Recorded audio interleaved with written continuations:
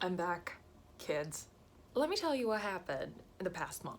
First of all, I flooded my apartment because the toilet's been finicky and I didn't realize that one morning the toilet said, I'm just gonna keep on flushing and giving water. So it flooded and I was talking to someone on the phone, so I didn't realize that. 2 days later, I said, I've been trying to dry my apartment for 2 days. I deserve to treat myself, so let's do some grocery shoppings and yeah, let's do that. On the way home, I got hit by a car. Technically, I didn't get hit. It was my bike. So I was crossing an intersection and so I was going this way and the car wanted to go that way, making right on red, which is a legal thing to do in Canada, but you have to know the situation around you. So the person didn't see me. They knocked my bike, mostly my pannier, and the bike went down and the person still went forward. And I got whiplash that developed into a strained neck. But at the time I didn't realize that I sustained that injury. I was still high on adrenaline because I could have died. Since I didn't notice any injuries and the bike was okay, basically it was just the pannier that got damaged. By the way, Judith, your pannier saved my life. Thank you so much. I missed you. I hope to get to see you soon. Hopefully go to PAT together. Anyway, so I even went home riding my bike. And I had to go because a plumber was coming. So while the plumber was fixing, I tried to report it and it wasn't going well. And then once the plumber left, I noticed that I had neck pain. So I called the police and they were like, go to the hospital. So paramedics got sent. I went to the hospital and basically, I've been told that I got whiplash and then strained neck. So I was like, okay, you know what? I'll be in pain, whatever. I go home. Following couple days, bad. Neck pain, back pain, shoulder pain, and then headache. And I started developing a fever. And the following week, the headache was just excruciating. I could not sit up whole day. I had to lie down in the evening because I just couldn't. And I couldn't even take a nap because my head was...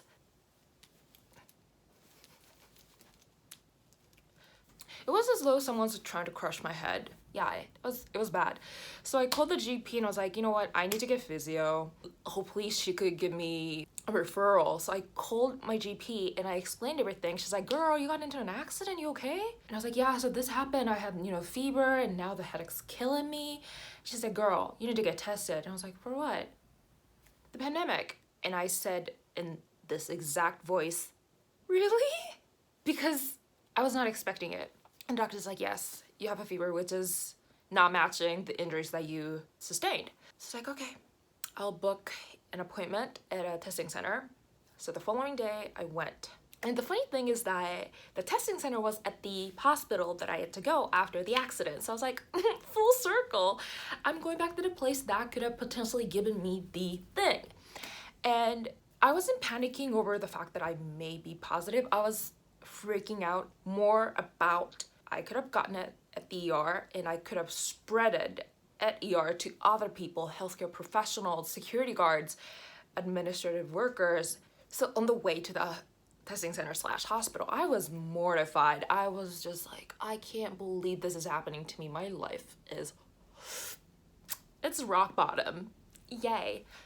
But in Ontario, Shoppers Drug Mart, a drugstore chain, started administering vaccines to people over the age of 65. It may have changed over the past few weeks. And I saw people lining up to get that vaccine outside of Shoppers Drug Mart. And that made me so happy. I was like, yes, bitches, you get your vaccines. You protect yourselves and the community. Yes, queen and kings and non-binary people and gender fluid people. Yes. So I was just like, you know what? I'll get tested. I went to the testing center. Smooth, easy. Everyone was super sweet. I got tested and they were like, you need to isolate, self-isolate. And I'm like, girl, I've been self-isolating since the whole pandemic thing. I live alone. I don't go out. I'm basically a hermit. I'm good. So I went home. I checked the result like every hour, even though like I knew that it wasn't gonna be available. And the following day, I got the result back that said negative. And I was 99% sure that I was positive. I was planning like, okay, I need to get groceries. delivered, so which service is the best, and like, oh, maybe I should look into Uber Eats Pass or whatever. I was planning everything, but I didn't commit to it until I got the results. But I'm like, I should just like start doing it. Like, I know that I'm positive. So when I learned that I was negative, I'm like, what was that all about then? I freaked out over nothing. But it's better to be negative, right? So immediately I'm like, okay, girl, like just celebrate that you don't have it and you didn't spread it to anyone, because so after that, I've been feeling pretty okay. I'm back cycling. My headache's manageable. I still want to get some physio, but it turns out that the draining situation in my apartment is just fucked. So there has to be a construction tomorrow.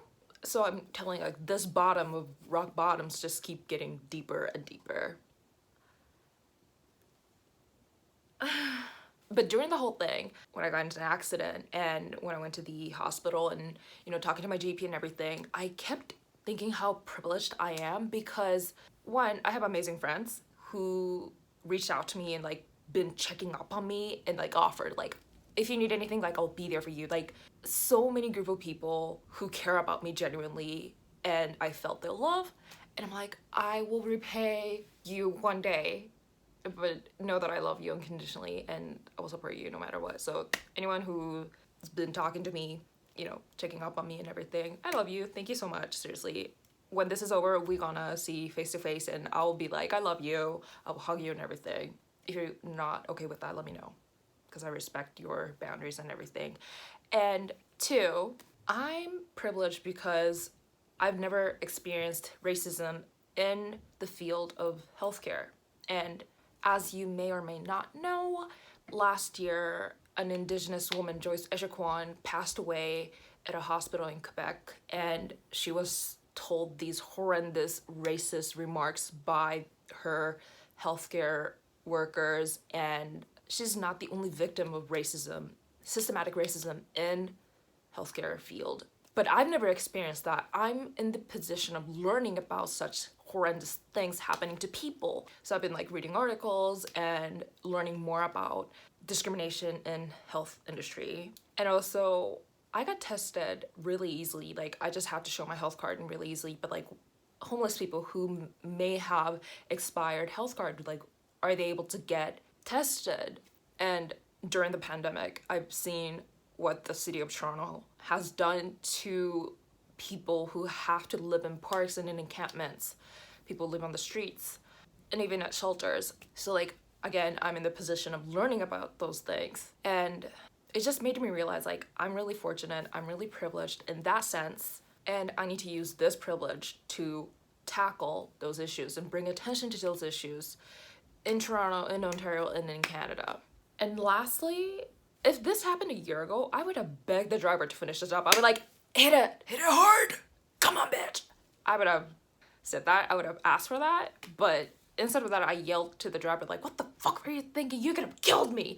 And I just want to gently pat myself on the back, because I'm no longer in that state. And that's all thanks to all the therapists, CBT, my GP, my friends, and everyone. Another thing, I was talking to my best friend Nathan after the accident, and I told him the whole thing that happened. And I told him, like, I always assume that people around me are dumb when I'm cycling, including myself. And like, I just have to make sure that that's like instilled in my mindset. And he's like, no, you have to assume that everyone's an asshole. An asshole. I was like, I should do that. So that's what I've been doing in the past week whenever I'm cycling. A lot has happened in a month, and it's still not perfect, but I'm glad that I'm making videos again and being okay. Like, I can sit still. Like, I don't have to lie down in the evening no longer. So yay. But I still, like, can y'all please send me some positive energies and like good shit, because universe, seriously, like, it's been a rough month. I deserve something good. Okay, like, give it to me. Give it to me immediately. Or not, I will burn this world down.